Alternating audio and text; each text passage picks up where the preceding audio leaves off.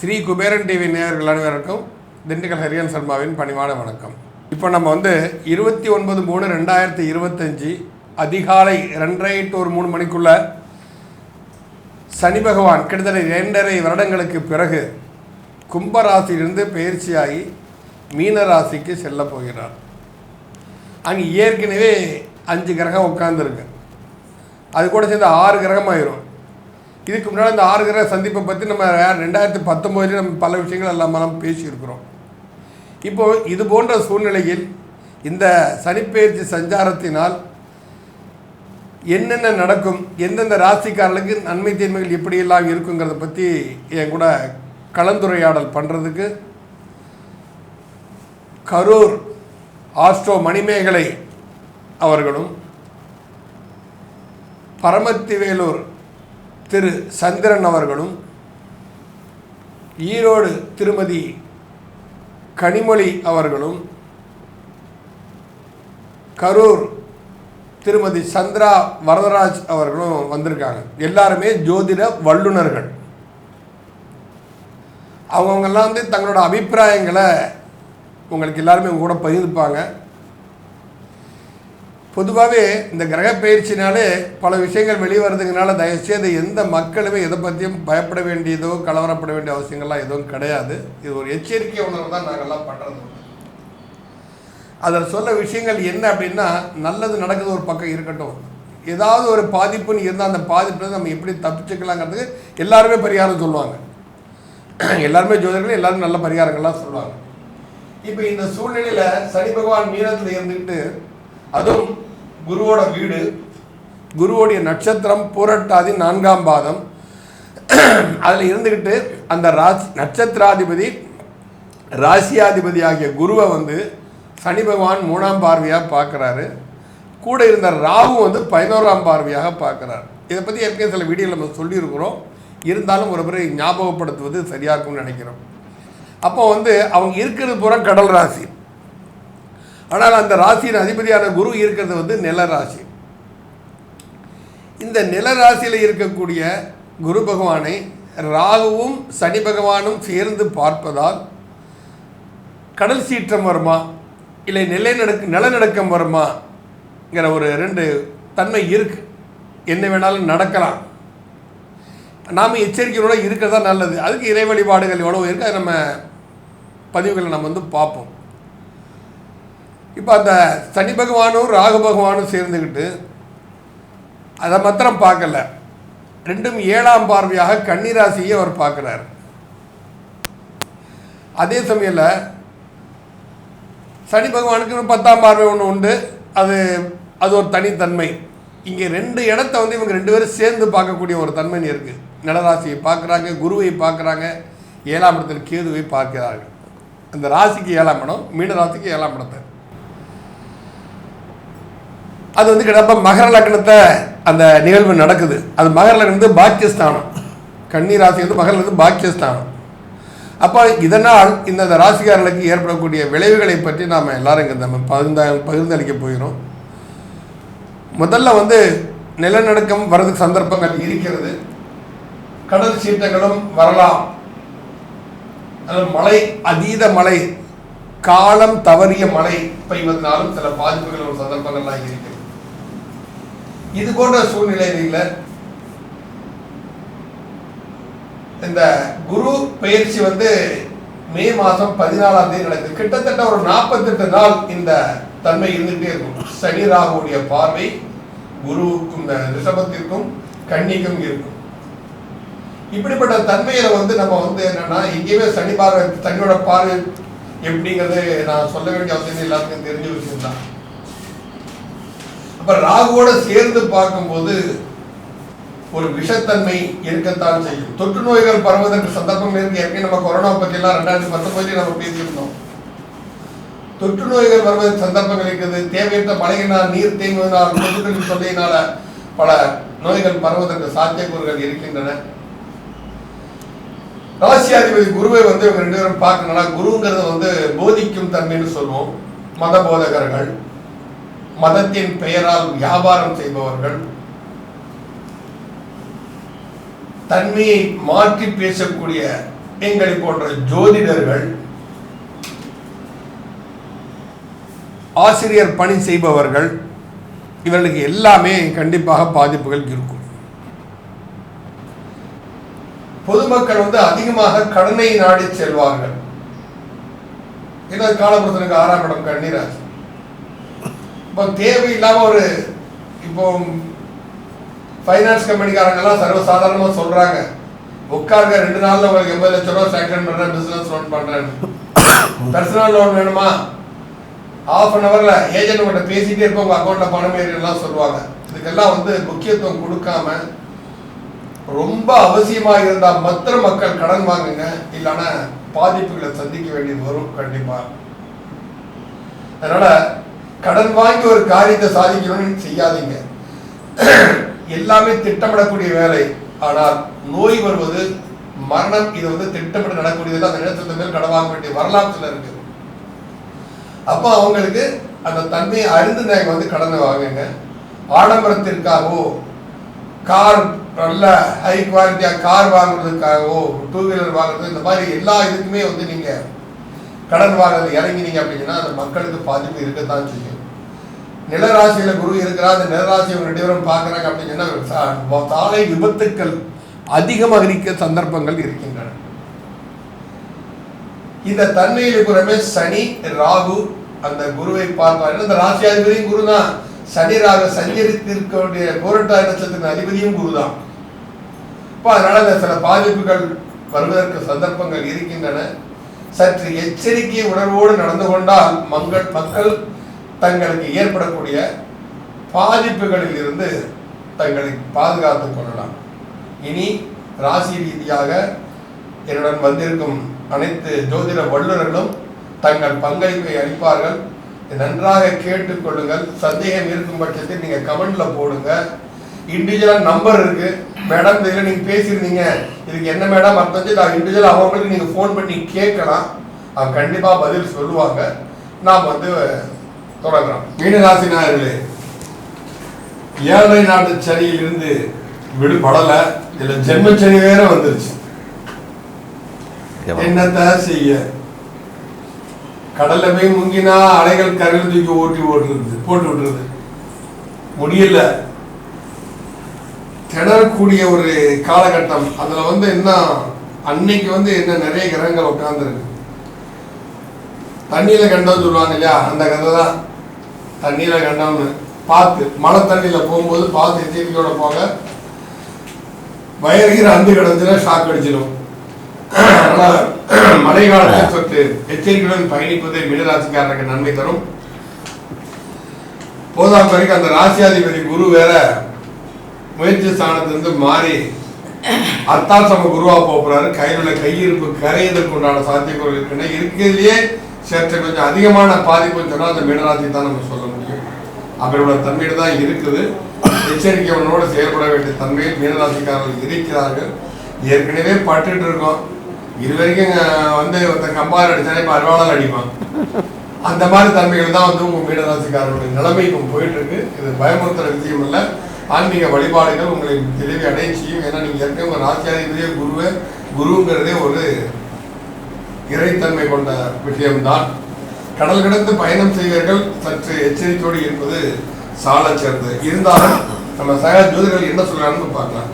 Manimekalai madam, இப்ப 7 நாடு சனியில ஏற்கனவே பாதிப்பு அந்த குரு பகவான் ஜென்மச்சனியில் வேற அந்த மீனராசிக்காரர்கள், இதனால மீனராசிக்காரருக்கு எப்படி நன்மை தீமைகளை கொஞ்சம் உங்க நல்வாழ்கால மக்களை சந்தோஷப்படும். நல்வாக்கு சொல்றதுக்கு நான் ரெடிங்கய்யா, ஆனா கொடுக்கறதுக்கு சனி ரெடியா இருக்கணும் இல்லைங்கய்யா. அதாவது ஏற்கனவே மீன ராசியில் நம்ம பொதுவாக ஜோதிடத்தில் ஒரு ரூல் இருக்குதுங்கய்யா. மீனத்தில் எந்த கிரகம் இருக்குதோ அந்த காரக உறவு எப்போவுமே துக்கப்பட்டுக்கிட்டு கண்ணீர் விட்டுக்கிட்டே இருக்குங்கிறது தான் அதனுடைய.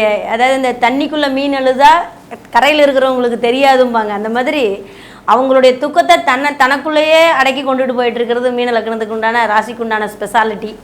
அப்படி இருக்கும்போது இப்போ ஜென்மச்சனி வேற போகுது, சந்திரன் மேலே சனி போகுது, கேட்கவா வேணும். அப்போது இந்த துக்கமும் துயரமும் எக்கச்சக்கங்கி. அதெல்லாம் ஒன்று ஓனா ஒன்று வண்டியில் டிப்போ கணக்கில் வந்துட்டு இருந்துருக்குங்கய்யா மீன ராசிக்கு. சூப்பர் ஃபாஸ்ட் எக்ஸ்பிரஸ் மாதிரி.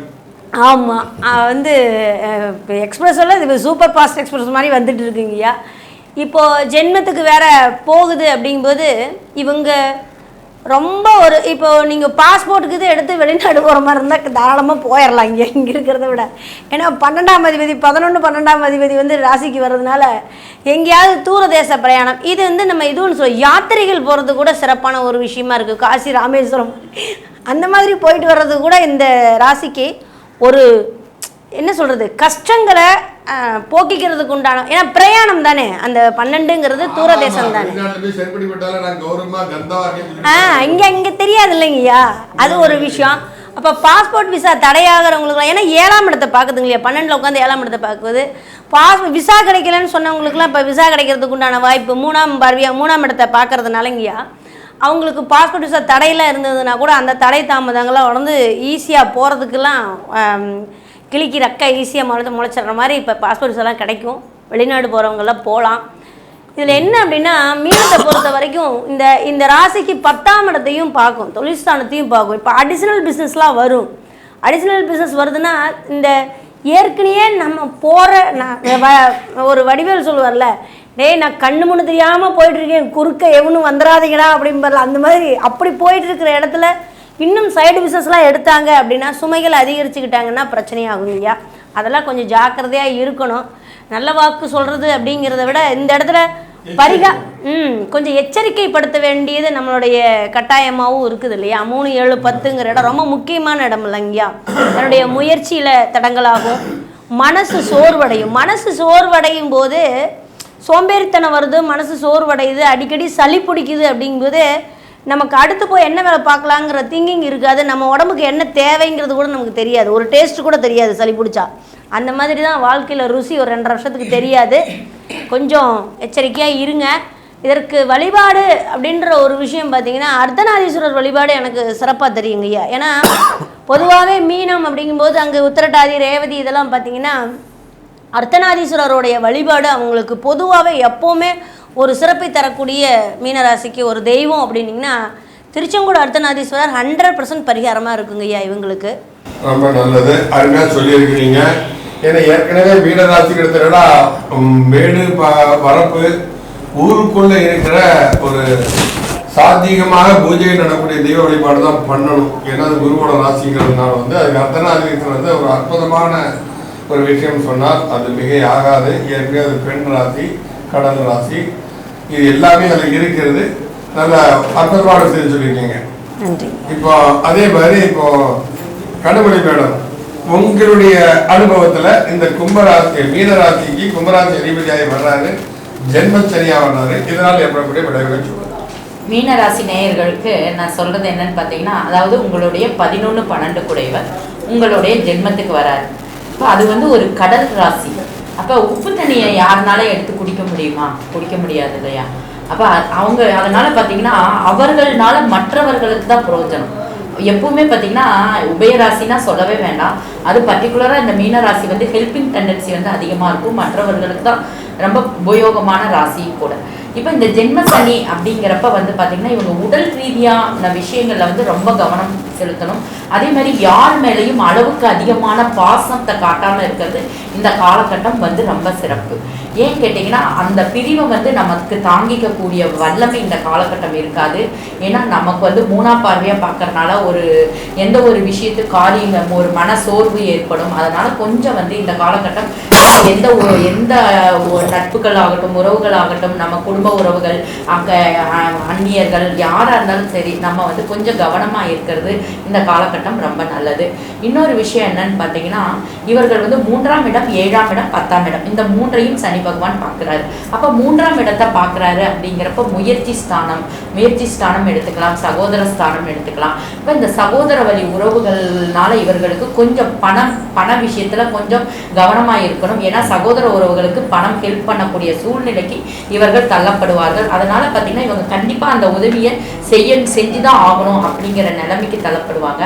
அதே மாதிரி பார்த்தீங்கன்னா கலைத்துறையில் உள்ளவங்க இந்த காலகட்டம், அதுவும் சோசியல் மீடியாவில் இருக்கவங்க ரொம்ப கவனமாக இருக்கணும்.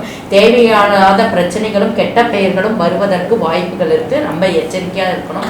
அதே மாதிரி 7ஆம் இடத்தை பார்க்குது அப்படிங்கிறப்ப பார்த்தீங்கன்னா இந்த காலகட்டம் அதாவது புதனோட வீடு, கன்னியோட வீடு அப்படிங்கிறப்ப பார்த்தீங்கன்னா இது வந்து ஒரு வியாபார நோக்கத்தோட உள்ள வீடு அப்படிங்கிறத சொல்லலாம். அப்போ இவங்களுக்கு வியாபார ரீதியாவோ இல்லை பார்ட்னர்ஷிப்பாவோ இல்லை குடும்ப உறவுகள் மூலமாகவோ இல்லை பங்காளி உறவுகளாகவோ இவங்க இவ்வளோ பண்ணுவாங்களா அப்படின்னு நம்ம எதிர்பார்த்துட்டு இருக்க மாட்டோம். அவங்க வந்து இவங்க மேலே கோர்ட்டு கேஸோ வம்போ வழக்கோ போடுறதுக்கெல்லாம் வாய்ப்புகள் இருக்குது. அந்த மாதிரி காலகட்டத்தில் இவங்க எச்சரிக்கையாக இருக்கணும். அதே மாதிரி மாமியார் கர்மம் செய்யக்கூடிய வாய்ப்புகள் இருக்குது அந்த காலகட்டத்தை. அதனால் அதுவும் நம்ம ஒன்றும் தவிர்க்க முடியாது. அந்த மாதிரி இருக்கவங்களுக்கு நம்மளால ஒரு கடைசி காலத்தில் நம்மளால என்ன உதவி செய்ய முடியுமோ அதை செய்யறதுக்காக தான் நான் இந்த விஷயத்த சொல்கிறேன். அடுத்து பார்த்தீங்கன்னா இந்த 10ஆம் இடம் பார்க்குது. 10ஆம் இடம் காலபுருஷனுக்கு 9. அப்போ இது வரைக்கும் பரம்பரை தொழில் செஞ்சுட்டு இருந்தாங்க பாருங்க, அதாவது தந்தை வழி மூலம் தொழில் செஞ்சுட்டு இருந்தவங்களுக்கு இந்த காலகட்டம் வந்து ஒரு மிகப்பெரிய லாபத்தை தரக்கூடிய அமைப்பாக இருக்கும். இவர்கள் வழிபாடு என்ன அப்படிங்கிறது பார்த்தீங்கன்னா இவர்கள் வந்து கோயில் குடமுழக்கு அந்த மாதிரி விஷயங்களை கலந்துக்கிறதும் கும்பாபிஷேகத்தில் கலந்துக்கிறதும் அந்த கும்பாபிஷேகத்துக்கு இவர்கள்னால என்ன, அதாவது அபிஷேக பொருள்களோ ஏதோ ஒன்று இல்லை விளக்கேற்றி வைக்கிறது, விளக்கேற்றி வழிபாடு செய்கிறது, இந்த மாதிரி விஷயங்கள்லாம் வழிபாடு செய்கிறது வந்து இவங்களுக்கு மிகுந்த சிறப்பை கொடுக்கும். அதே மாதிரி பார்த்தீங்கன்னா இவங்க விநாயகர் வழிபாடு தான் இவங்களுக்கு இந்த காலகட்டம் மிகுந்த நல்லது. அதாவது இவங்க சங்கடகர சதுர்த்தி இல்லை பக்கத்தில் இவங்க வீட்டு பக்கத்தில் இருக்கிற விநாயகர் கோயில் இல்லை பிள்ளையார்பட்டி விநாயகர் வழிபாடு செய்கிறது, இது எல்லாமே வந்து இவங்களுக்கு மிகுந்த சிறப்பை கொடுக்கும். தடைகள்ல இருந்து நிறைய விஷயங்களை வந்து தடைகளை தாண்டி தகர்த்தெறிஞ்சு இவர்கள் வருவாங்க. இவங்க இந்த காலகட்டம் பார்த்தீங்கன்னா என்ன, இவங்களை எல்லாம் கேட்டோம்னா என்னன்னு சொல்லுவாங்க, என்னங்க பண்ணுறது, உப்பு விற்க போன மழை பெய்யுது, மாவு விற்க போன காத்தடிக்குது அப்படிங்கிற நிலைமை தான் இந்த மீனராசிக்காரர்கள் இருக்கும். இதுல இருந்தெல்லாம் அவங்களுடைய எல்லா விஷயங்களும் மேலே எழுந்து வெற்றி பாதையை நோக்கி பயணம் செய்யணும் அப்படின்னா இவர்கள் ஒவ்வொன்றும் விநாயகர் வழிபாடு செஞ்சுட்டு இவங்க காரியங்களை செஞ்சா மிக சிறப்பான வெற்றி இவங்களுக்கு கிடைக்குங்கிறத நான் சொல்லிக்கிறேன். அருமை மீனராசிக்காரர்களே, ஆறுதலான விஷயங்களை திருமதி கனிமொழி மேடம் எல்லாம் சொல்லியிருக்கிறாங்க. ஏன்னா சனி இருக்க பெருக்கும் பார்க்க கெடுக்கும்னு சொல்லுவாங்க. அப்போ சனி இருக்கிற இடத்தை பெருக்கும் அப்படிங்கும்போது வந்து தன் இடத்தை வந்து அது எந்த தன்மையோடு நீங்கள் இருக்கிறீங்களோ அது தன்மைக்கு தான் உங்களுக்கு பெருக்கும். அடுத்தது சந்திரன் அவர்கள், பரமத்தோட சந்திரன் அவர்கள் உங்கள் அபிப்பிராயத்தை சொல்லுங்கள். வணக்கங்க ஐயா. சொந்த ராசி வேற மீனராசி வந்து மற்றவர்களை வாழ வைக்கக்கூடிய ஒரு ராசி. ஏன்னா மற்றவர்களுக்கு உபதேசம் செய்யக்கூடிய ராசி. உபதேசம்னா தேவையில்ல நல்ல வார்த்தைகளை சொல்லி ஒழுங்குபடுத்தக்கூடிய ராசி இந்த மீனராசி தாங்க. அதாவது இந்த மீனராசியில் பிறக்கிறவங்களுக்கும் சரி, மீனராசியில் இருக்கிறவங்களும் சரி, அந்த சனி பகவான் வந்து இப்போ லாபாதிபதி விரையாதிபதி அந்த ராசிக்கு வந்துட்டார். இப்போ வந்து ஜென்ம 7 ஏற்கனவே விரயம்லாம் ஆயிடுச்சுங்க. இப்போ அவருக்கு ஜென்ம 7 வந்துருச்சுங்க. அப்போ மீனராசிக்காரங்க இந்த 7 சனி எதாவது பாதிப்பை கொடுக்குமா என்று உங்களோட கேள்வியெலாம் தெரியுதுங்க. அப்போ எந்த மாதிரி ஒரு பாதிப்பை கொடுக்கும் அப்படின்னு பார்த்தா, ஏன்னா கழுவுற மீன்லேயே நழுவுற மீனராசிக்காரங்க அறிவுள்ளவங்க, அறிவு சார்ந்து எந்த நிலைப்பாடு செய்வாங்க, தன் புத்தியை கொண்டு செயல்படுத்துவாங்க, எல்லாருமே சக்தியை கொண்டு செயல்படுத்துவாங்க. எனக்கு ஆமாம் இல்லைங்க, அவங்கவுங்க புத்தியை கொண்டு மீனராசிக்கு செயல்படுவாங்க. சில பேர் என்னென்னா எனக்கு பணம் இருக்குது, எனக்கு எல்லாம் நான் பார்த்துருவேன் அப்படின்னு சொல்லி சில பேர் செய்வாங்க. ஆனால் குரு வந்து தன் நிலையை உணர்ந்து பிறர் நிலையை உணர்ந்து அந்த நேரத்தில் எதை செய்யணும் எதை செய்யக்கூடாது என்று போதிக்கக்கூடியவர் மீனராசி. இப்போ அந்த இடத்துக்கு இன்னும் நீ அமைதியாக இருன்னு சொல்லக்கூடிய இடத்துக்கு சனி பகவான் அமைதிப்படுத்துகிறார் அந்த ராசியை. அதாவது குருவை போய் சனி பார்க்கும்போது அவரோட போதனைகள் இன்னும் கம்மியாக பண்ணுங்கள், அதையும் பண்ணாதீங்க, தேவையில்லாத நீங்கள் போய் சொன்னீங்கனாலும் உங்களுக்கு பிரச்சனையை கொடுத்துரும் அப்படிங்கிற தன்மையை இப்போ அவருக்கு உணர்த்துறாரு. சனி பகவான் போய் மீனராசிக்கு அமரும் போதே குருவுக்கு பிரச்சனை, அந்த ராசிக்காரங்க பிரச்சனை. அப்போ இந்த பிரச்சனையிலேருந்து இவங்க வருவாங்க, மீண்டு வர்றதுக்கு சக்தி உண்டா? ஒரு படத்தில் கூட ஒரு பாட்டு வருங்க.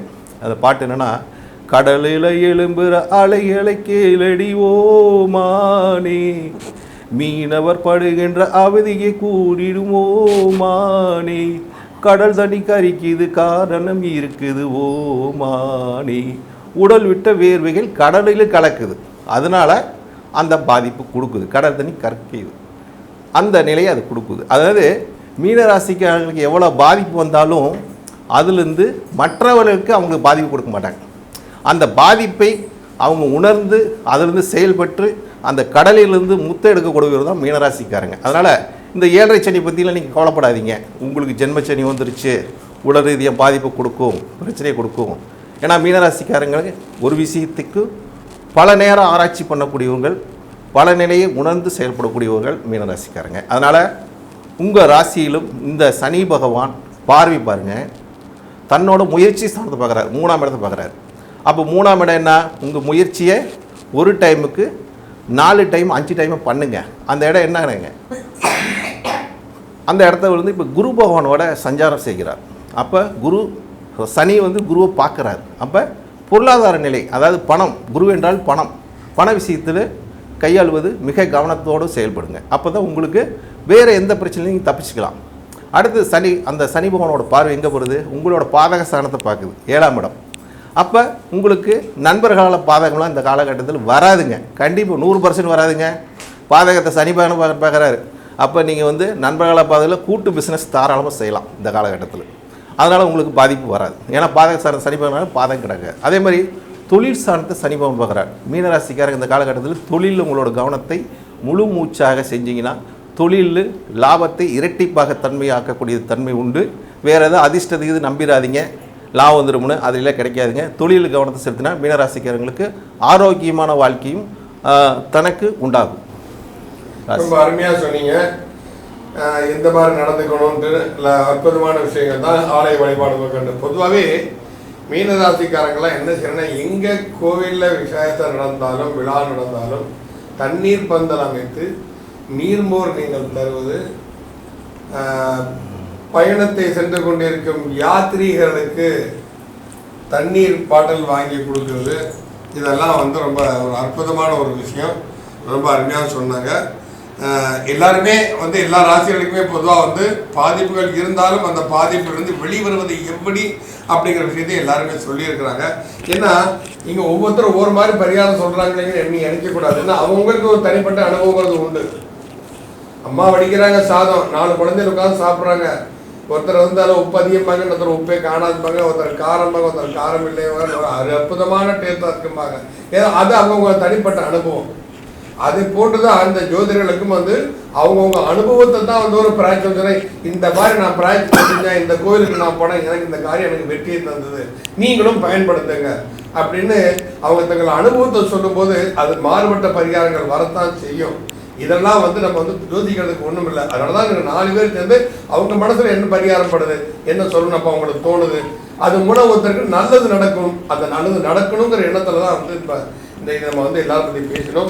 அற்புதமான விஷயம்தான். மீனராசி இப்போ நம்ம சனி பகவானுடைய பயிற்சிங்கிறது வந்து கிட்டத்தட்ட எல்லா ராசிகளுக்குமே பெரிய பாதிப்புன்னு சொல்லி எந்த ராசிக்குமே சொல்லலை.